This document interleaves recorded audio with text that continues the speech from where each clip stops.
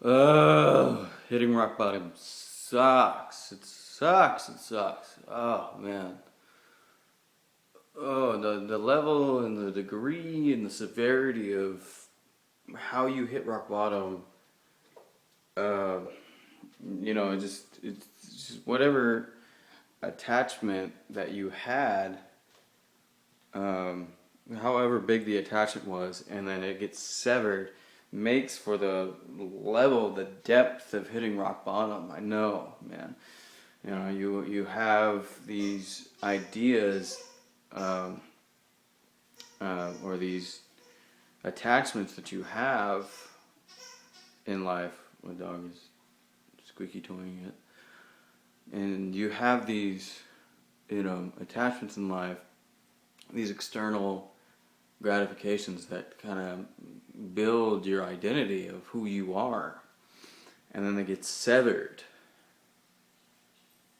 whether through a job that you identified with, a loved one that you identified with, a situation, whatever it may be, and that sucks, man. It brings you to this low, just like fuck, man, where you're just like you have no choice but to surrender to the realization of the situation that you're in. Like, fuck, man, this attachment that I was holding on to is severed from me, and it makes me feel like fucking shit.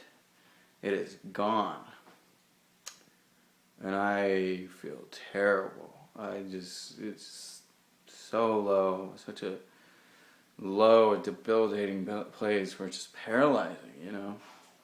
And it's worse too when you deny.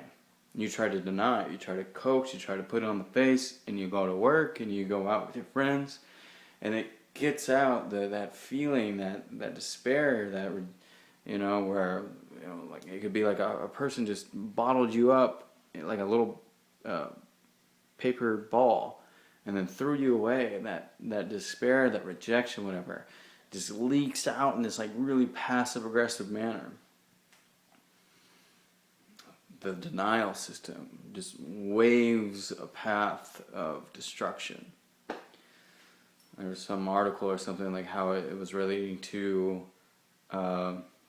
like Hercules and the Hydra, I think it was, where he would chop off every single head and only just make a new one, until he was able to go at the heart of the Hydra. He was only just making it worse, instead of like doing this activity, this activity, this activity. He was only making the Hydra, the bad emotions, bigger and bigger and bigger, and say, hey, you have to deal with me.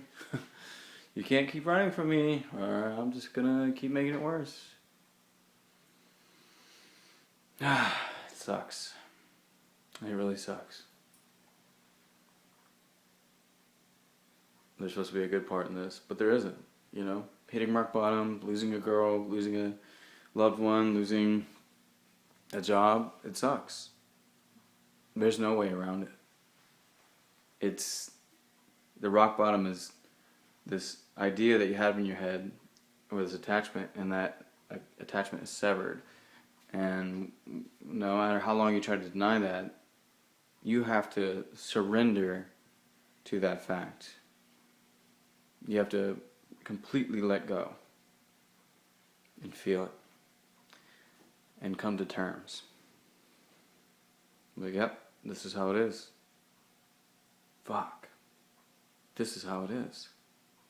This is how life is. My suffering is because of these attachments.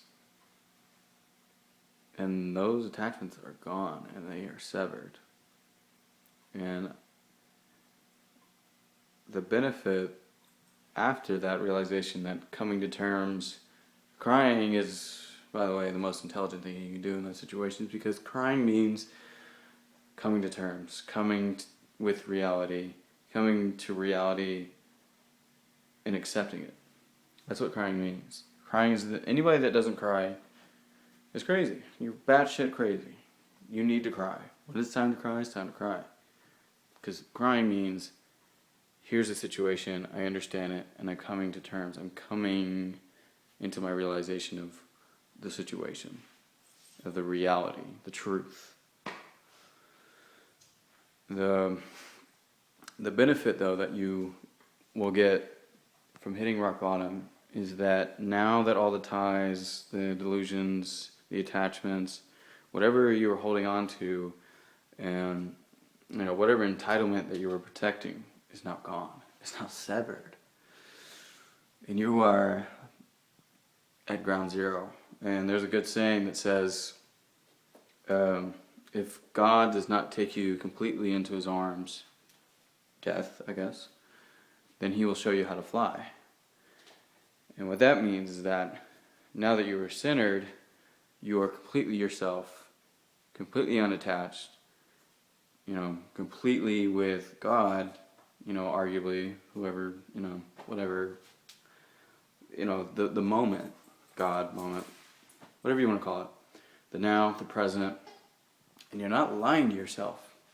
You're not trying to impress, obviously, because you've severed attachments.